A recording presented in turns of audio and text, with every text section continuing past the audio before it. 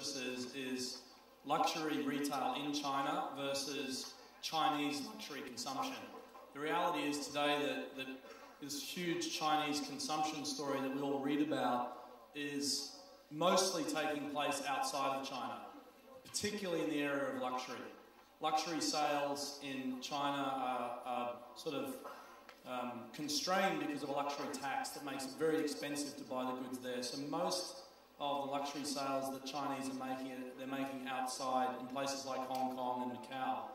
In fact, if you ask a luxury retailer in Hong Kong, they'll tell you that about 75% of their sales are made by mainland Chinese, which is astonishing in a city of 7 million people like Hong Kong, which is relatively affluent and pretty sophisticated when it comes to purchasing luxury. That the whole of Hong Kong residents, like us, only account for 25%, and 75% is elsewhere.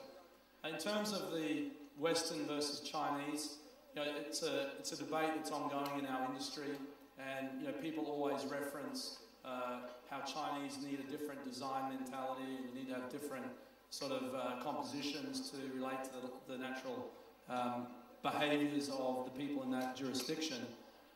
The reality is there's both. When you cut through it all, there are universal design principles because there are universal human traits. No matter what race, age, gender you are, there are certain things that are universal to all of us. And you need to be able to separate when you're designing a retail space what is truly universal and what needs to be bespoke for that particular geography. If you go too Western in China, you'll miss the mark. If you try and be Chinese, then you'll get left behind because the people are changing. Society is evolving in China at a phenomenal rate, as is in many emerging markets in Asia.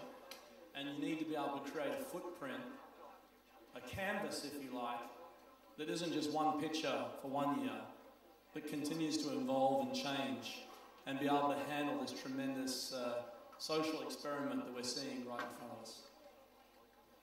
Thank you. I'm being told we've run over time, but I want to thank all of our speakers and thank our audience. It's one of the most well-attended forums I've been to, and I think one of the most amusing overall. So thank you again.